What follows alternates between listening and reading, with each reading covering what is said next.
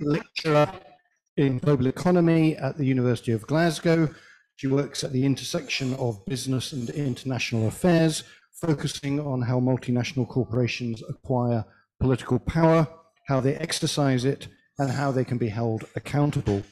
She's also an award-winning business journalist and co-founder and executive director of Public Business, a non-profit that reports on business actions.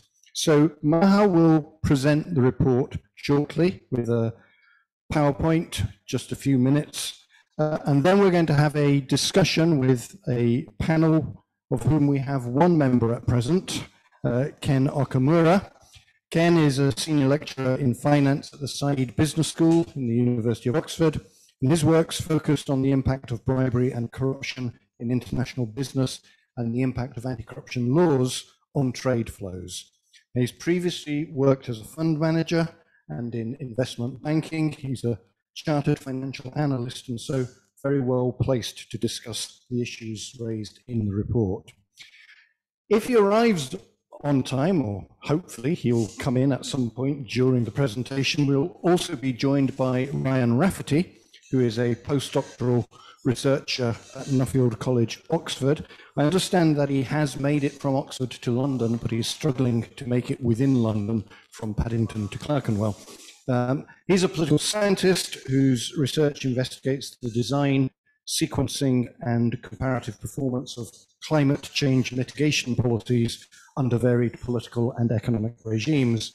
And also, as a volunteer, he manages the Secretariat for the Net Zero Working Group of the Business Action Council. So we have two ideal discussants for the report. So I'm going to hand straight over to Maha, who's going to give a brief presentation on the report.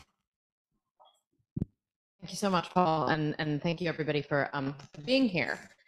So I'm going to talk really briefly through, just at a really high level, what it was that we tried to do in the report, give you a sense of the structure of it, some of the key findings, and then just really looking forward to the discussion.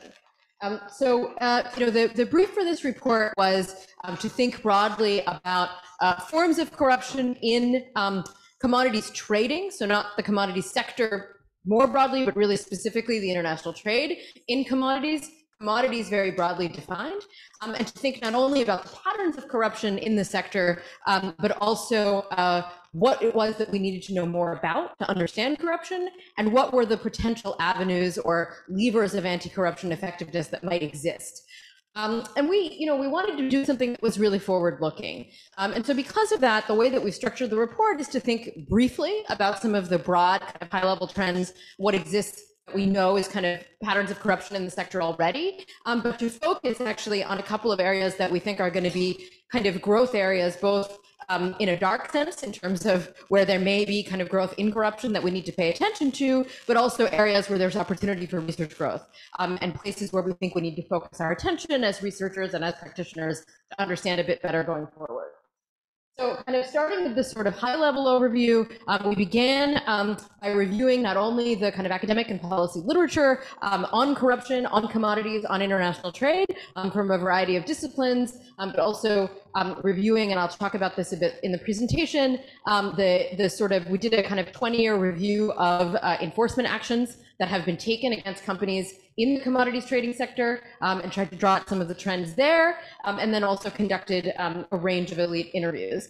And so we begin with a kind of overview, a sort of typology of the broad patterns of corruption that exist in commodities trading. I'm trying to think about them from the perspective of the point in the process, right? Buying, selling, processing, and so on, and also from the perspective of what actors are involved. And so you see this table in the report recurring in a couple of places. This is kind of the broad typology, and then we try to draw out which aspects of this typology are most relevant to particular commodities and particular pieces of the supply chain. But then we wanted to, as I say, kind of think in a forward-looking way. And so we decided to focus the report on three areas that we think where there's opportunity for us to really dig in and do some further research, and where we think these are areas of focus for practitioners kind of going forward. So the first is sort of food security, food insecurity, the crisis that's emerging in the food supply chain, and to what extent patterns of corruption that we're familiar with or patterns that we're not familiar with are emerging there. The second is the climate transition, the climate change, and thinking not only about the climate crisis as a vehicle for certain forms of corruption, what I think is quite familiar, but also thinking about how the mechanisms that we're using to kind of respond to that may themselves, right, create opportunities for new forms of corruption that we need to be kind of thinking about.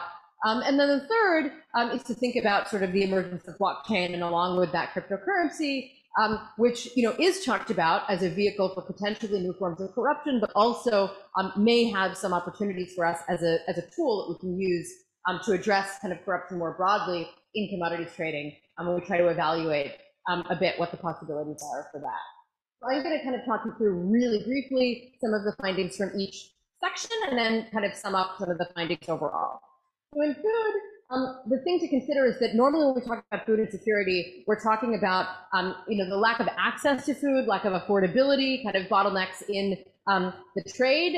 This year, and really over the last couple of years, we're starting to see a real crisis of food availability, where the amount of food being produced is increasingly not at the level where we actually need it to be to meet our needs.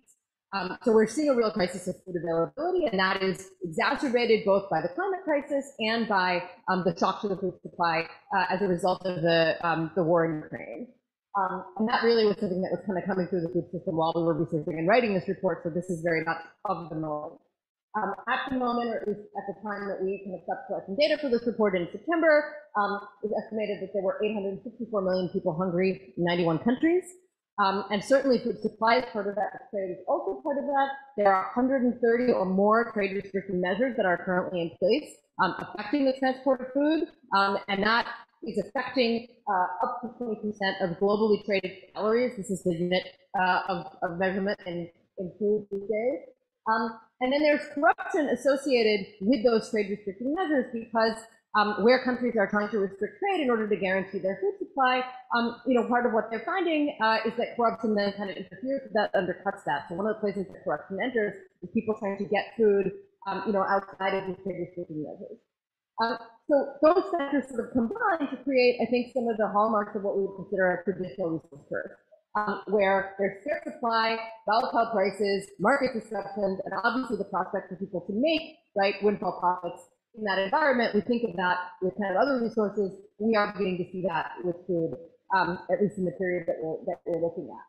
But the other thing that we're seeing is that in this environment, where kind of food trade has historically been quite financialized, we're starting to see, as there's a shock to supply, people getting concerned about supply, traders beginning to try to vertically integrate that supply chain, and so food commodity trading is becoming kind of reindustrialized in a way that we think we need to be paying attention to.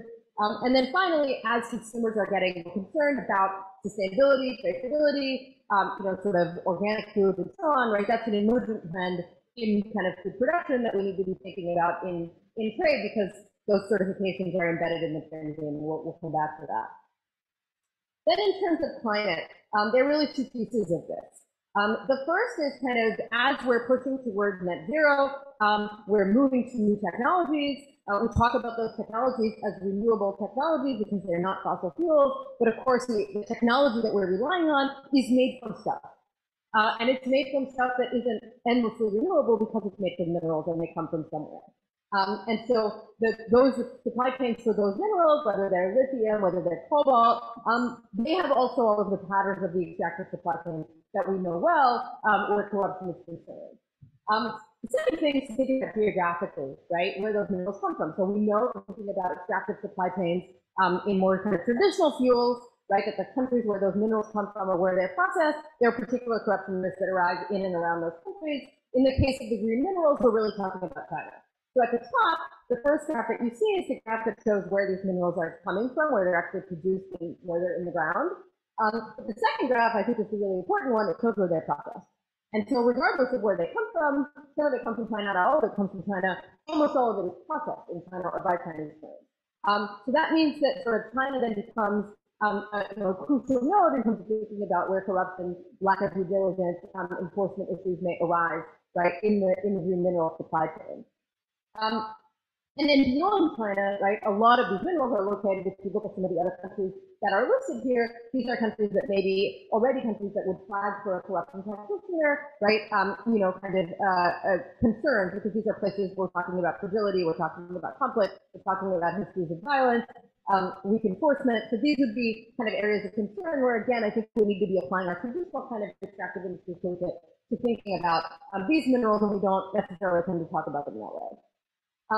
But in addition to that, right, there are, in the same way that there's starting to be this emphasis on certification, sustainability, there's also a kind of bifurcation of, sort of higher priced, right, certified, sustainable technologies, and then a market for less certified, less sustainable, but cheaper, dirtier minerals, where, in that sort of, that lower tier vertical, there's a tolerance of a higher degree of corruption, and that's something that we need to be paying attention to.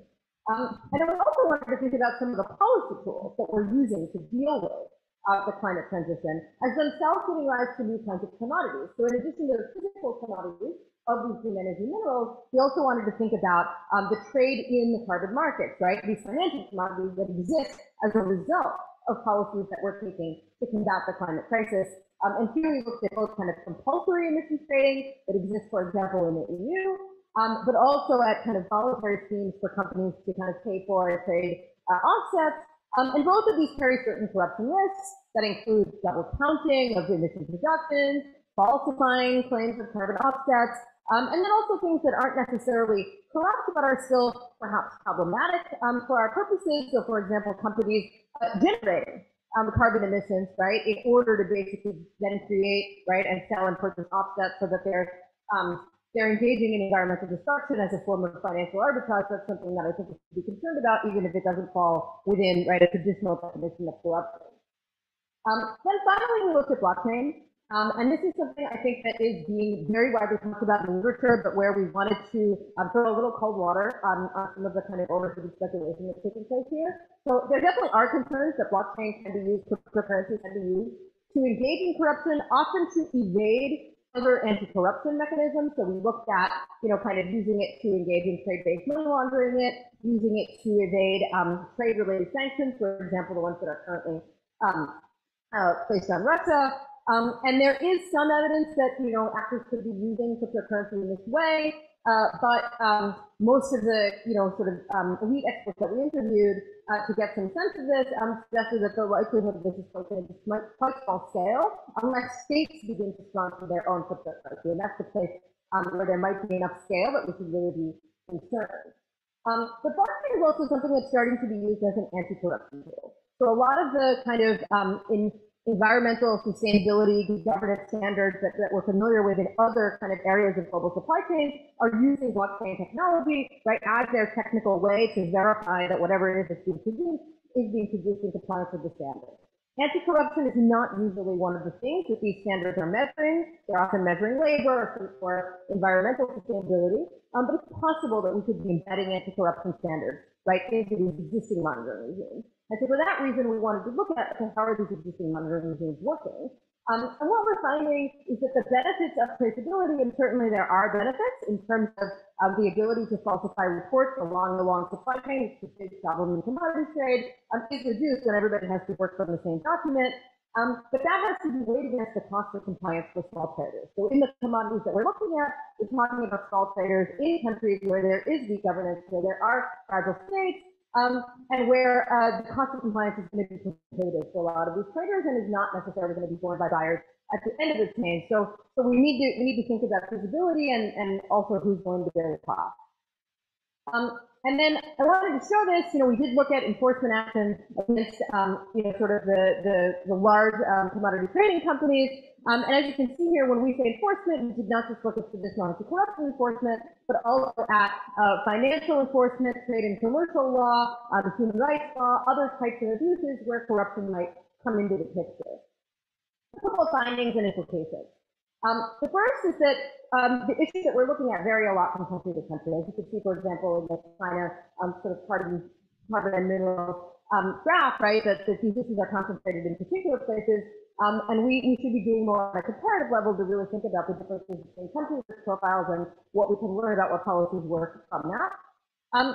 The second thing that comes out, I think, across a lot of the verticals is with this growing emphasis on sustainability, traceability standards. Of course, there's an opportunity at the high level in terms of compliance with those standards, but it creates an opportunity also for a subprime market of stuff that's cheaper because it doesn't comply with the standards. And in part because it doesn't comply with the standards, those are the products where we kind of expect corruption to seep in, and where there's going to be a certain amount of toleration for that as we're kind of moving really quickly through the transition. So both thinking about during an emergency, what do we know about corruption risks in emergencies? Can that help us understand new forms of corruption that might arise as we're like barreling towards net zero? But also, can we understand these subprime markets where sort of forms of corruption might emerge on the outskirts of the standards themselves. And here I think we need to be more whistleblowing. We need people actually inside these subprime kind of trading companies because this is not something that we were really able to understand from a high level from the outside. And so policy outcomes really that we need to encourage more opportunities for whistleblowing out of the commodities trading sector to understand this better. And then finally, as you can see from the record that we looked at, we did not just look at anti-corruption enforcement. And I think that there's an opportunity to integrate kind of the study of corruption and anti-corruption more into broader corporate accountability, where we look at these other types of policies and to see whether either that confirms what we think we already know, or whether that tells us something new about how corruption works. And so we hope that the data that we've used, which you can see at the back of the report, points to some new avenues of places that we could be looking. So I'll turn it back over to Paul. Thank you very much, Maha, and I would strongly recommend that you all, if you've not done so already, have a look at the report. It's very rich, it's very detailed, and it's got some really interesting information in it.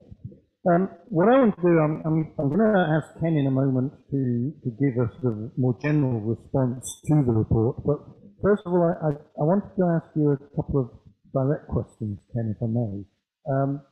And one thing that the report does is to place a lot of emphasis on the importance of understanding the relationship between domestic policy contexts and the location of major trading firms in places like Switzerland, UK, etc.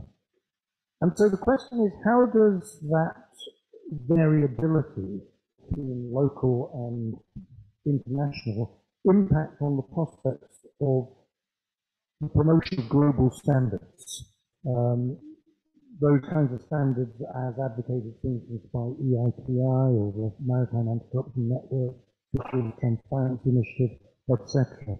So, especially in relation to things like traceability, sustainability, the ISO on anti-bribery standards, what's your view on that? So what I would say is that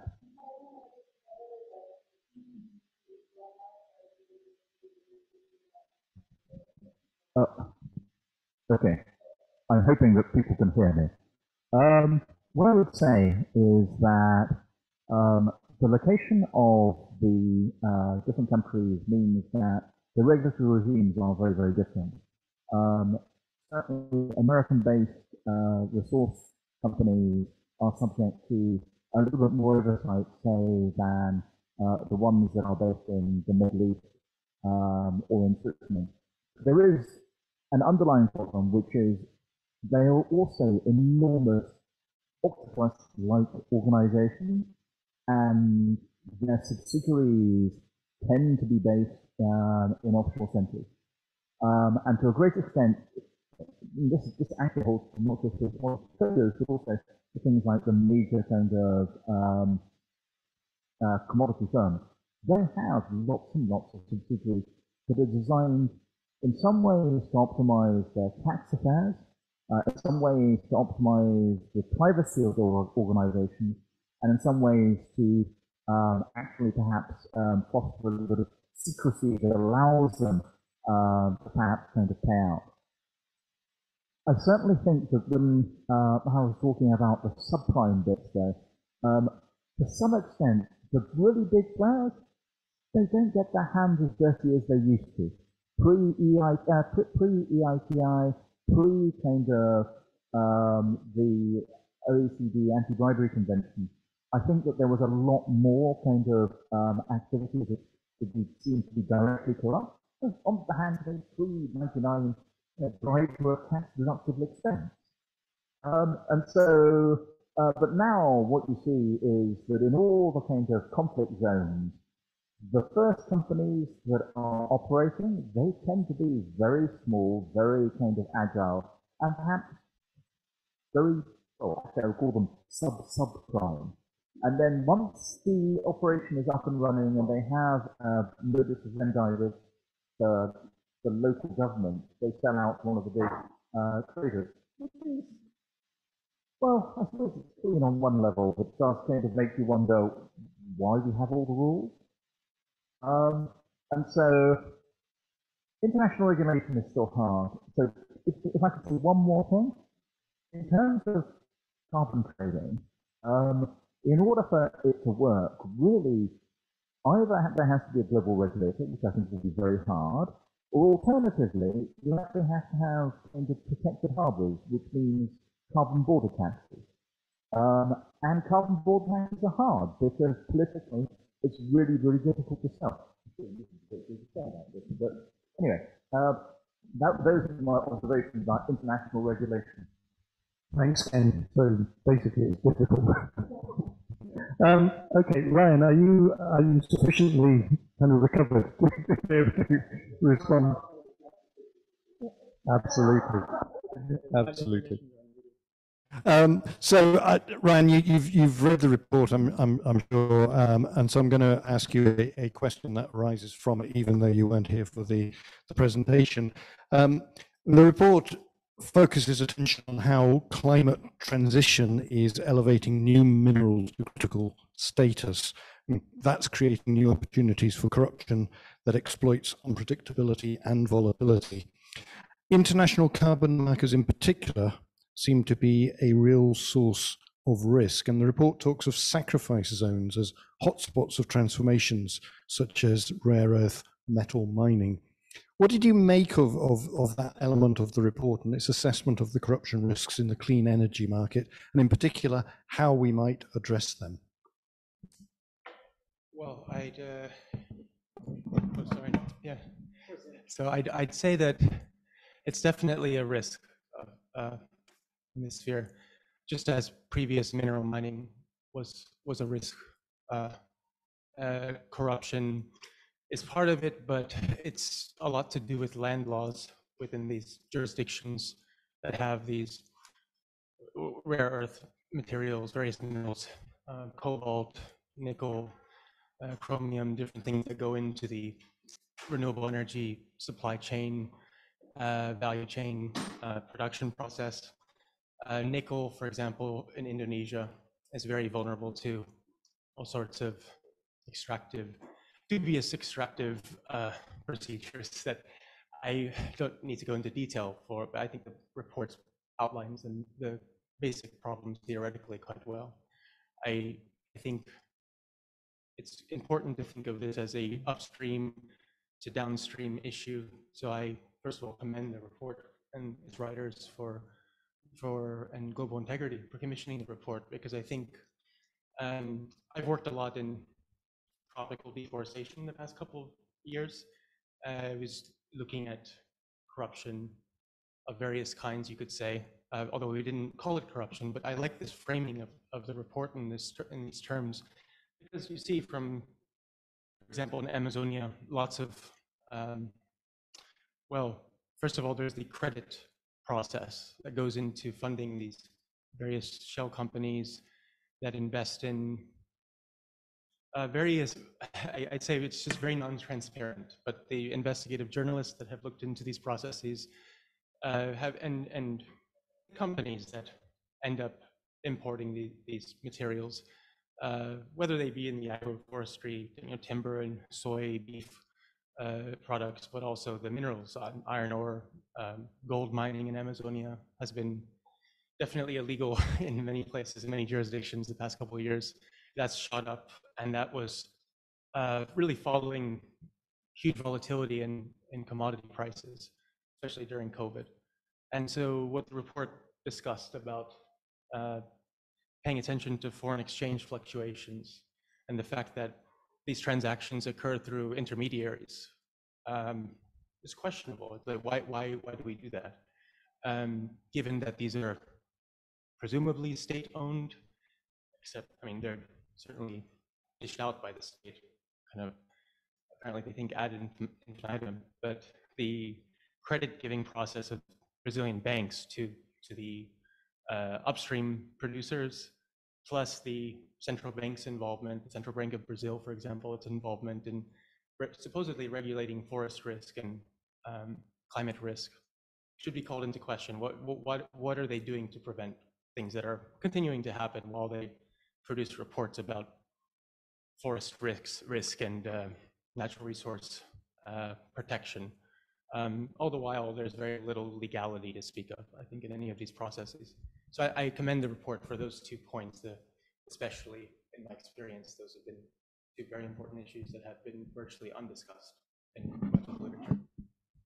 Thank you very much indeed. So I've a question for both of you, which is to do with blockchain and cryptocurrencies. I suspect, like many people, are more than a bit confused. I don't really understand this. I've tried to. The thing that really confuses me is how there are many reports of blockchain cryptocurrency being the favored vehicle of money launderers, of people who want to hide their wealth, or keep it out of sight, move things out of the reach of tax authorities, etc. And equally, as we heard from Aha's report, there's also a lot of faith placed in blockchain technology as the way of, being able to ensure that we have greater transparency, traceability, understanding where and when transactions happen. Can you, either of you, both of you, say a bit more to help those of us who are quite simple understand how both things can be true? So let me go first. Let's see whether I can kind of enlighten us. So the blockchain technology basically is what's known as a distributed ledger technology. So think about it as there are many, many books that look exactly the same, and they are held on computers all over the internet. In the case of cryptocurrency, people are paid either for mining coins, which requires the solution of complex kind of questions, well, basically kind of crypto, i.e. Cryptography, and also to pay for actually maintaining the ledgers. So why is it kind of useful for people who want to remain anonymous? Well, because although things are written down in the ledger, you do not actually have to give your name. It simply says it belongs to this particular wallet. And as a result, it is anonymous. However, in the case of the blockchain that is going to be used for monitoring, say, the shipment of oil, you could actually make sure that people give their names for each stage and that you identify which piece of oil you're actually kind of transacting. And at every stage, someone has to say, I received 10,000 barrels of oil. And as a result, this should actually simplify the bookkeeping operation, which previously used to consist of large numbers of pieces of paper or possibly electrons. And of course, the forms are never the same. In terms of cryptocurrency and its role in kind of money laundering, etc., this is one of those areas where it is difficult to say how much is actually being laundered through cryptocurrency. So to explain the problems, essentially, the logic behind Bitcoin is that there is only going to be a limited number of Bitcoins issued, which in the environment that we face today of very high inflation means that it actually represents an inflation hedge. And so the theory was that Bitcoin would go up when inflation went up. In fact, Bitcoin went down when inflation went up because central banks actually reversed quantitative easing, And it turns out that actually much of the rise in cryptocurrencies was driven by excess liquidity in financial markets.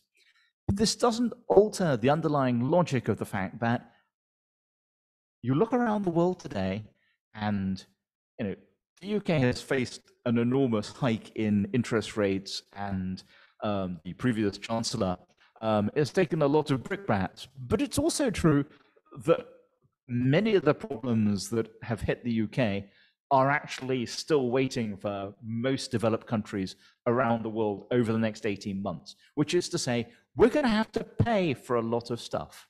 And it's not clear where the money is going to come from. And this comes after we've paid for the pandemic and after we were already running quite large deficits. That said, do people really want to invest in Bitcoin? And the answer is, well, can you use it for stuff? And at the moment, it has two groups of people who participate: criminals and hedge fund managers. And no, hedge fund managers are technically not criminals. And what they're doing is they're kind of investing in the hope that it is going to be an alternative asset class.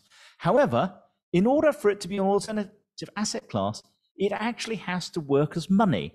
And if it's only being used on the dark web to buy kind of hits and pornography and other unpleasant things, it's not really a huge amount of use.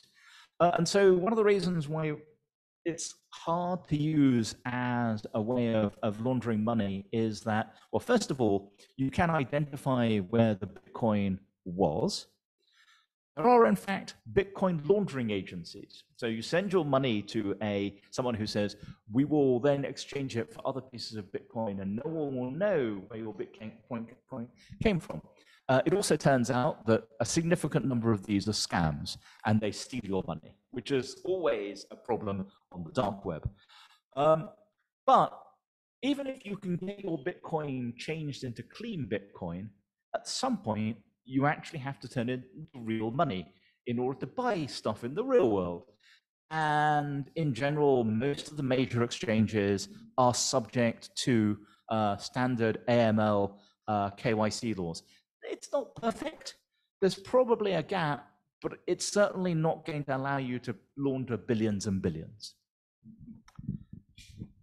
Well, we know from other research done through GIACE that KYC regulations and all of the rest of it don't really work as well as they might. Ryan, Maha, do you want to add anything, any observations? I would just say something very quick, which is that I don't see any use of blockchain in the energy sector or land use sectors. There's no reason to, arguments that somehow blockchain will increase transparency. There's no need for transparency when the key issue is the land laws themselves not being enforced in the first place. And so I would be skeptical of the argument that blockchain is a solution in areas, basically anything to do with land law. I'd call that into question. Yeah, I mean, I don't disagree with either of those points, and I do think the report, says we need to exercise a lot of caution here, and part of the reason it's being talked about in the literature is that other aspects of kind of the ESG, sort of sustainability movement have already jumped on it, right? So people who are working on labor rights, people who are working on other forms of sustainability have started using it, and so it's starting to be talked about. But I think, sort of what Ryan's saying, I think there's two pieces there, right? One is how feasible is it? So in the report, we talk a lot about, okay, what kind of trade are we really looking at? Who could actually implement this? Often we're talking about small traders in not particularly digitally connected societies where, the implementation on the ground is going to be a problem. But I also think, one of the things about, sort of looking at corruption is that, by definition, we're looking at, stuff that is happening, at the edges of or outside of the law. But in commodities trading in particular, a lot of what's problematic, right, is happening either because law is not being enforced, and that is something that certainly, as anti-corruption researchers or practitioners, we might be concerned about, but often just because the law is bad. So this is to Kent's point, criminals and hedge fund managers the distinction is in part because of what the law is. So I think to the extent that that's where the problem lies, a technological solution is not going to get you over what is ultimately a policy problem. So it's something to watch because I think the wider certification movement is heading that way. And so it's something we need to be aware of. But even on the wider certification movement, it's not totally clear that it solves the real problems that we have. Great, thanks very much indeed. Okay, so we've got about 20 odd minutes available for more general questions and answers. So I want to open it up. I'm aware that there's a stack of people online, and I think there's some clever way that we're going to find out if there are any questions online. I'm not quite sure how we're going to hear them, but that's how. Okay, but we have one question in the room, which I'll take a series of questions if I may, and then come back to you to respond. So over to you. Yeah, thank you. This has been very interesting. I come from sort of political science perspective, so I don't know very much about the economic aspect of it, but it's very interesting. So I'm curious about how sort of countries such as El Salvador, and I think the Central African Republic, they've sort of taken Bitcoin as sort of an official currency, sort of legitimizing it. I'm sort of wondering what that means in terms of when you look at it in an international level, like they're sort of separating themselves from the dollar and they're trying to sort of, is that something that actually benefits their economy and sort of, being able to avoid sanctions as well as sort of having their sort of own identity, or is that sort of problematic in terms of allowing there to be more organized crime or corruption? Great, thank you. Do we have any other questions, either in the room?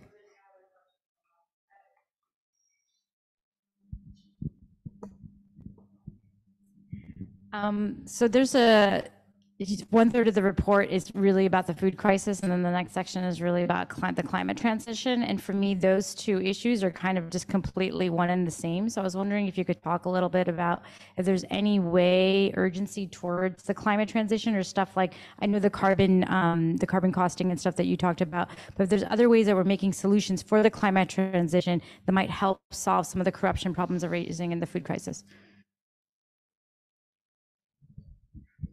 Thanks.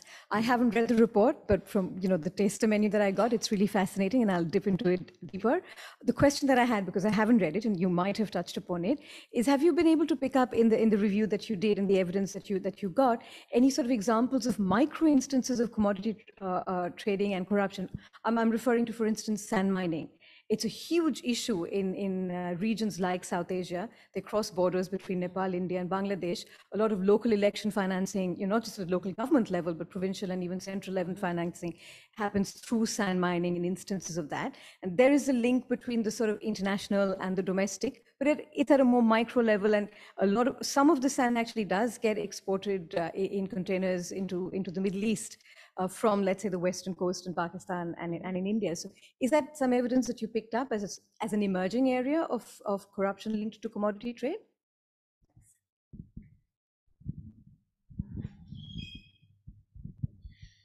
So fascinating. I wanted to push this a little bit, because in terms of what the solutions are implied, you're talking a little bit about regulatory solutions, a little bit about how firms themselves regulate themselves.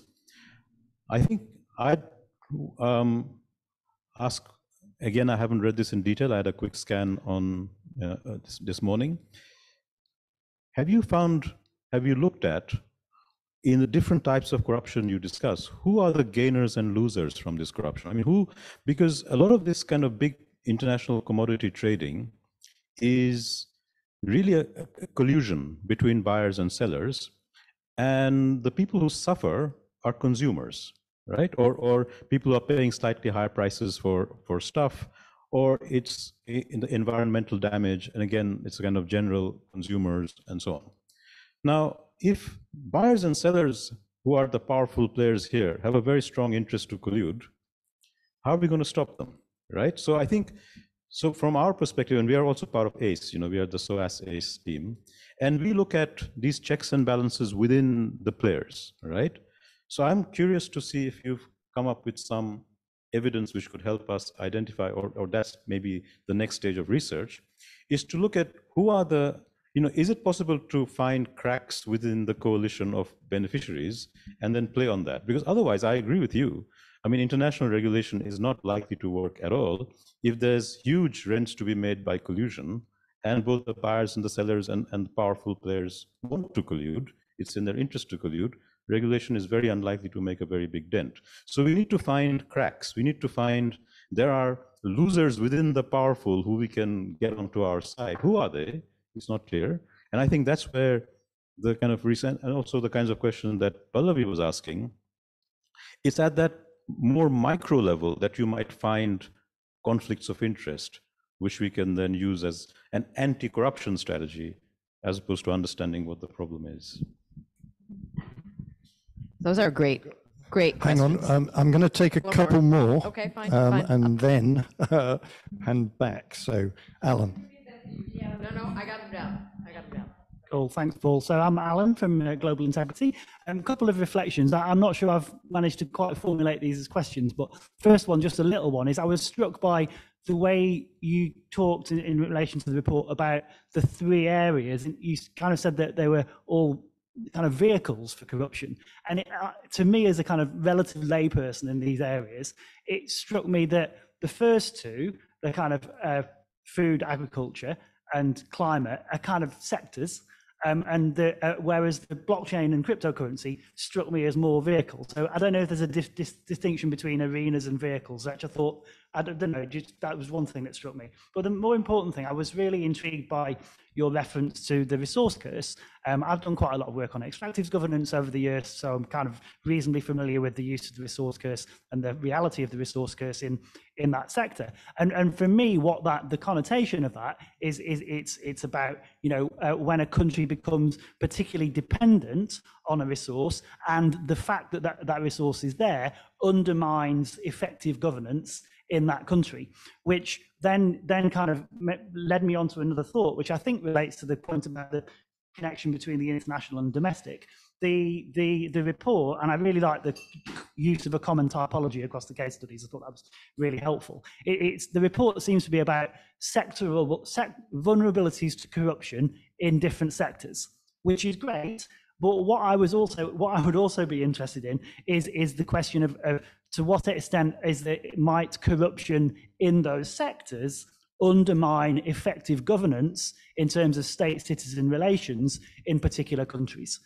So I think it would be really interesting to both look at two sides of the coin: sectoral vulnerabilities to corruption in particular sectors, and then the possibility of corruption in those sectors undermining effective governance in particular countries. I just thought that seemed like a potential avenue to go into a bit more.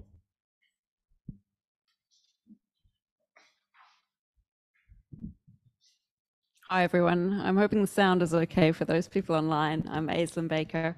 Thank you very much. Really interesting. I particularly liked some of the typologies and framing of different ways that you were thinking through corruption risks, which I think are really useful. Two questions. One, something about the function that corruption is playing. And we're looking at both a kind of international system and national one in some of these instances, but unpacking some of that and understanding what that means in terms of those who might oppose reducing corruption as well. And then something around the recommendations, and I was really struck by your comments around the political feasibility of some of the actions. What kind of discussions have you had about narrowing down those recommendations to work out where are their potential entry points and what might be possible? Push you there. Thanks. Well, thank you very much. Maha, you can always take it as a sign of a report that has worked well if it generates lots of interest and lots of really interesting questions. You've got plenty there to work with. I'm just going to make it slightly more challenging for you by asking Ken and Ryan if they've got any last observations that they would like to make whilst you gather your thoughts to respond to them all in what will be a little over about 5 minutes or so. Have you got a mic? So El Salvador, it's not a problem. We can talk about it offline later, but essentially it's tiny, it's not working very well. And in fact, the use of Bitcoin in general, it doesn't work for a variety of technical reasons. And what I would say about, it's basically the public as a whole, either in the poor countries or the rich countries that are being kind of done in. And my suggestion would be that pursuing the ESG standards, because at the moment there's a big movement in finance to the idea that ESG does not actually mean very much, because you can find someone who will actually say this is a good ESG investment no matter what it is. And interestingly, of the 5 major ESG providers, of the 6 major providers, 5 actually monitor corruption. And I've just downloaded an interesting paper that says that several of them have negative correlations, which is to say they're not measuring corruption well at all. But people are very, very keen on improving these things. And maybe that is a way in, as the report identified. I'll just tie a few things together quickly. I think, picking up on what you just said, I would agree the people who suffer most are people on the ground who, in my experience in the environmental field, is the people who suffer contamination, like in Lake Huron in the US, it was just contaminated with some chemical pollution by a company that was, that's at the micro level. At the macro level, then you have state, corporate. Basically, you were alluding to they're complicit in a sense throughout global commodity trade. I mean, from upstream to downstream. And the reason I say this with confidence and without hesitation, that this is kind of interlinked corruption along the whole chain, is because if you were trying to litigate this, if you were for example, a climate litigation attorney, litigants in court don't know where to intervene in the system so that anything they do won't just be kind of overrun within a few years when the next administration comes in some other place, even further down the supply chain, which will basically overpower whatever mitigation of the damage they were able to do. Maybe there'll be new damage somewhere further down. So this is, I think, a corruption in the rule of law. And I think the challenge that this report is getting at is, can we do this in a regulatory fashion, where we define rule of law in terms of, human-made regulations, which inevitably will be subject to changing political administrations over time? And I think we know the difficulty of that. And the last suggestion I would just, on a positive note, I think there's a lot of good work in jurisprudence and legal theory in the 20th century that remains unanswered. And in this century, we should answer those questions, which is, what is rule of law, first of all? Is it a form, a structure, certain procedural rules that should not be broken? And if so, what are they? So Lon Fuller's work is great, and I think if you read his work, you would see many links, I think, between the report and what he's advocating. And others say that no, it's just micro cases, one by one. Let's get this one by one. And I think I much prefer the former. And I think reports like this are getting us to start the conversation about what is it that this structure of rule of law would look like globally, not just intermittently in various jurisdictions. Thank you. Okay, a lot to respond to, but all really great points, and many of them I think could open up a report of their own. So on crypto and state crypto, El Salvador, Central African Republic, these are not the ones that I'm particularly worried about. When we looked into this, here most of what we were drawing on, is our review base. I mean, in certain areas of the report, we were drawing more on different aspects of the evidence base. And what we gathered from the interviews was, kind of private crypto, I wouldn't be too worried about. It's just not, as Ken says, at the kind of scale where we should be concerned. State-backed crypto could be, but it's got to be really big states. So in other words, El Salvador deciding it's going to bootstrap its own cryptocurrency is just not a big enough fish for it to, really be making a huge dent where there's going to be a lot of corruption coming through. Whereas the people that we spoke to said, to the extent that Russia decides it wants to do that, and it is trying to get something that's a crypto-backed currency to kind of get around the sanctions that are in place right now, is a large enough state where, at scale, there might be some real impact. But again, what that impact is, eventually what will happen is, okay, we've sanctioned Russia's normal currency. They create a cryptocurrency. There's a lag, but at a certain point in time, the trade sanctions will catch up with that currency also. So it's buying you a certain amount of time. And if you're a smaller economy with a smaller currency, that amount of time is just not that many dollars of trade. But if it's Russia, and Russia is able to buy its economy 6 extra months of international trade outside of sanctions, just 6 extra months of how much trade Russia does in commodities is actually a lot of money. So with larger countries, I think it's a bigger concern. In terms of food and climate, the link for us was more that climate is one of the things that is driving, food insecurity. So right now, certainly one of the big issues is, of course, the grain supply that comes from Russia and Ukraine and the way that's disrupted by the war. But longer term, the food insecurity has been rising up since 2014. And that trend has a lot to do with kind of climate-related destruction of places where our food supply comes from,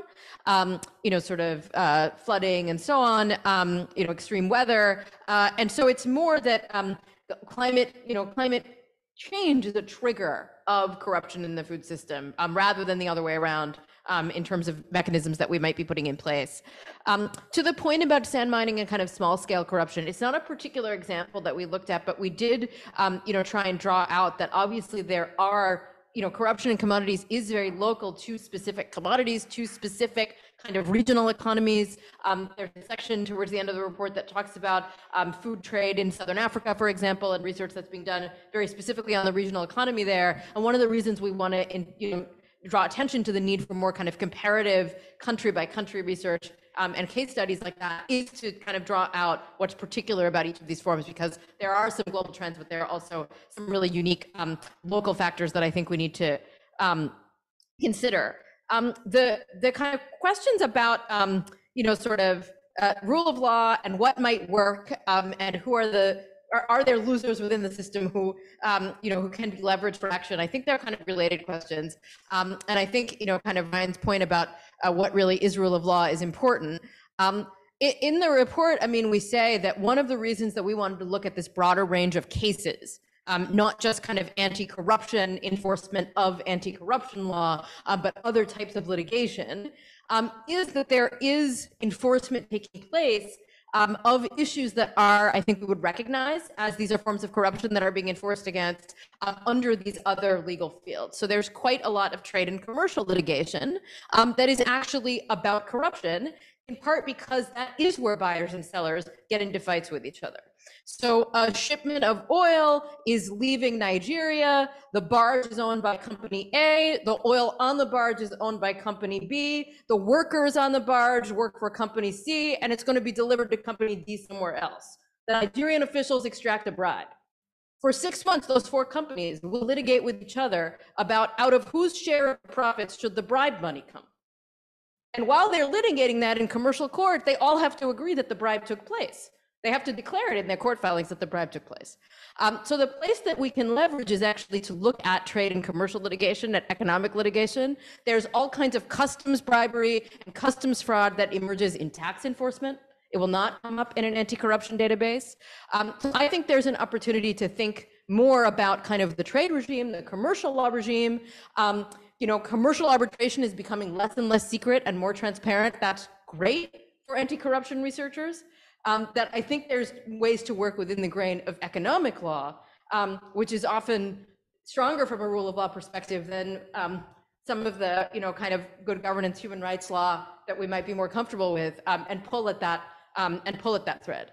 And the more that trade law tries to incorporate sustainability standards, which I think is the other next piece of this kind of ESG movement, the easier that's going to get. So that's where I would place some of my hope. So I'll kind of stop there. I think I spoke to most of the points, and I'm cognizant of time. I don't know, Paul, if you want to have the last word. Well, I may have the last word, but in the meantime, I'm going to just check to see, Isabella, are there any questions from online? The answer seems to be no. Are there any last comments in the room? Questions, observations? There are no questions in the chat at the moment. Very quickly, in response to your question about CAR and El Salvador, CAR was essentially cocking a snook at the French because they're really tired of the CFA franc and they wanted to get back at Macron. So it wasn't about anti-corruption. It wasn't about good governance. It was really more sort of domestic political economy on that level. El Salvador, I forget the name of the head of state, Bukele. Bukele, right? Yes, exactly. Again, the whole point was to game the IMF and the World Bank and the Bretton Woods system, get out of the loop of this, supposed Anglo-Saxon financial system, aid system, and try something, on his own in a manner that IMF and World Bank sanctions would also not apply to him. So again, here, Bitcoin and cryptocurrency was used for a completely different reason to sort of game the rule of law and accountability system in their own ways, rather than to foster it.